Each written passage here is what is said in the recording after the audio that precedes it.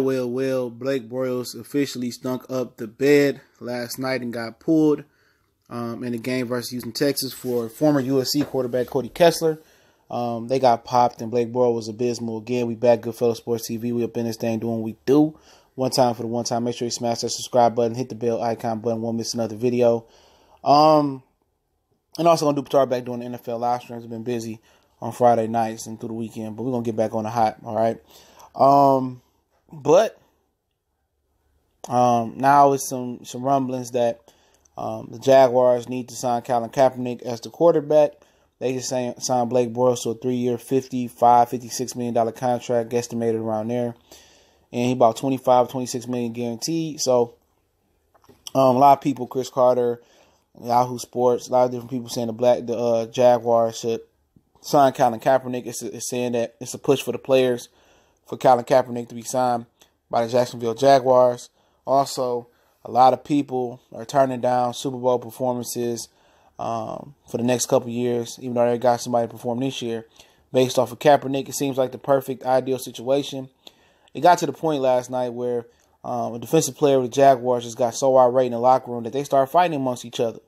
You know, people are in that locker room. Remember, that defense is predominantly black and has predominantly a lot of alpha males on the defense. Calais Campbell, Malik Jackson, Jalen Ramsey. You got Talvin Smith, Miles Jack, Adria Boye, Gibson that came from the Browns. I think Marcel Darius still over there. So you got a lot of dudes that been that guy. You got a lot of dudes that's vocal. And they you tired of busting your balls or busting your butt. Okay? And your quarterback is holding you back.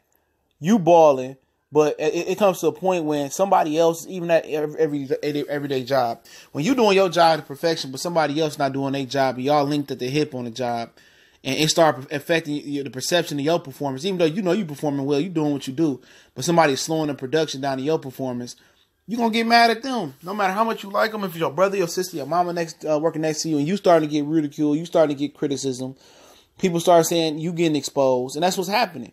Blake Bortles is the real problem, and now that the defense is getting exposed because they going 3-and-out, or they turning the ball over, and now it's starting to affect their stats. Now it's starting to affect the way that people look at their defense. Now it's extra pressure. They don't have to be great. They got to be 10 times great just to balance it out, you know. And now when Jalen Ramsey opened his mouth and he out there getting cooked by DeAndre Hopkins and people of that nature, that's because the offense of the opposing offense gets 5 or 6 times more shots on the drive than they offense do. So they on there 5 or 6 more times than they should be because Bortles can't put the ball in the end zone.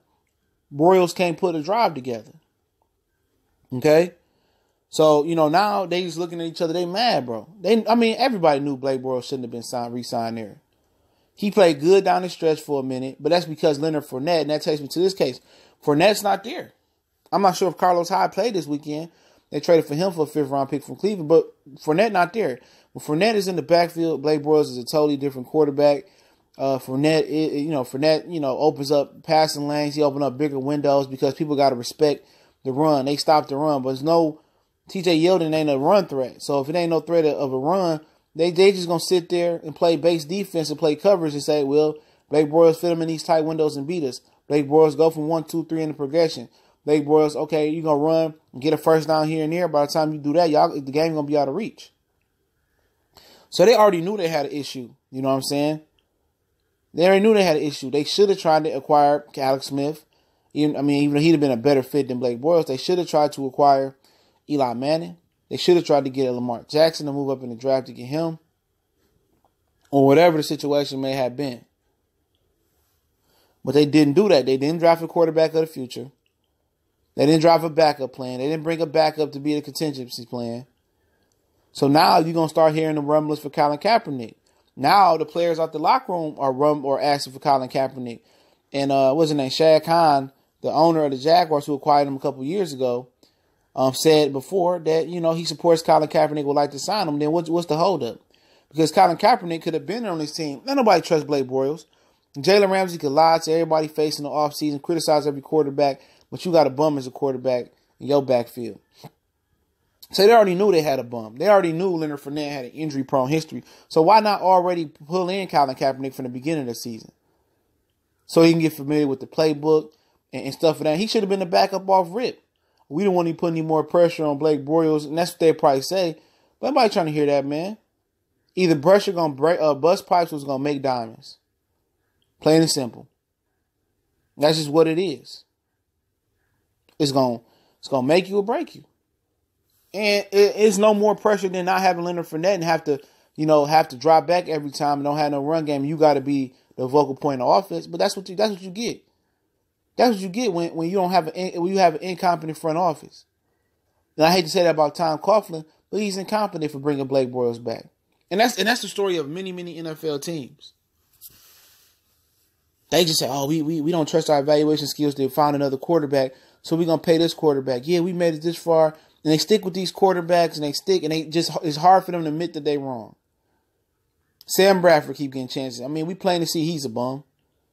They stick with these quarterbacks, and the quarterbacks be the main problem. They be scared to go find another quarterback, and they don't trust their evaluation skills. No way Ryan Tannehill should got another contract in Miami. He's terrible. I remember like several times before they paid him that contract, he was pulled out the game. Pulled. Like Blake Bortles was pulled this weekend. Eli Manning, he should be out the league, bro. Let's keep it real. Let's keep 100. There's plenty of quarterbacks that don't belong in this game, man. But Colin Kaepernick, to say them, this is gonna be tough. I don't know if he's familiar with the playbook, but I do know if Fournette come back or Carlos Hyde and Fournette, that'll be a nasty run game. That's one thing I do know. He ain't played in the league in a while. His body ain't battle ready, and you want to bring him in at the last minute to play Captain Save-A-Ho.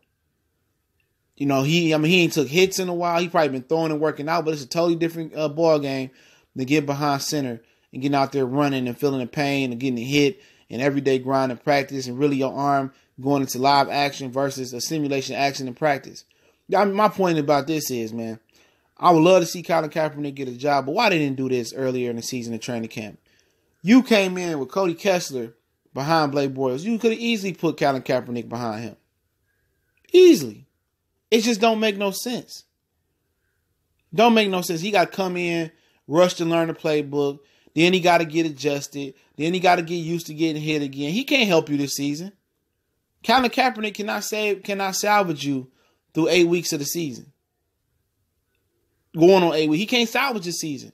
If you sign him, he could be ready for next season. Or if you can still win some games with Royal somehow when Fournette come back, he could be ready towards the end of the season. But right now, he ain't going to be ready to save you. It's too much working against him. He come in there expected to be the savior. He throws some picks, and people are not going to understand that. They're going to say, see, he ain't good enough to play in the league. Not looking at the fact that he ain't had no prep time. He don't have time to learn his teammates. He can't get his timing down pat with D.D. Westbrook and Cole. You know, he ain't used to getting hit. He ain't in game shape. You know, just a lot of things. It's a setup, bro. It's a big setup. They always want to give a brother the short end of the stick or give them the mission impossible when they could have gave him a very, very possible mission in the beginning of the year to ball out, to get through training camp, to learn the playbook, to do this and that. They know they had a shaky quarterback, and they could have killed this Colin Kaepernick crap by just bringing in or just drafting a quarterback of the future. Nobody believed that Blake Bortles was going to be the quarterback of the Jaguars for the future. And when they signed him, that took a lot of people off guard. They signed him to a 3-year extension. That was the dumbest deal I can remember seeing in the NFL, man. But they want to give Colin Kaepernick, they want to wait to give Colin Kaepernick the impossible mission. You know, but that's what we do. We take the impossible and make it possible. And that's what Colin Kaepernick would do. He can go out there and ball out. Not be in the league for 2 seasons now. Not getting the opportunity. He go in there and take that opportunity. They're going to have to put some respect on his name. But hey, it's Goodfellas Sports TV. Let me know what you think about it. Shout out to everybody holding us down. We on Facebook, Instagram, Twitter. Also, shouts out to all my brothers that's speaking on the sports grind as well. My brother CB Sports TV, Colossal Sports TV, and the Cali Enigma Boxing and Sports Network. And we're going to continue to hold down. If you want to make a donation, the PayPal link is in the description. Shout out to everybody that do donate. Definitely appreciate you. And continue to share the videos, tweet them, retweet them out, share them. I definitely appreciate you guys. Y'all know what it is.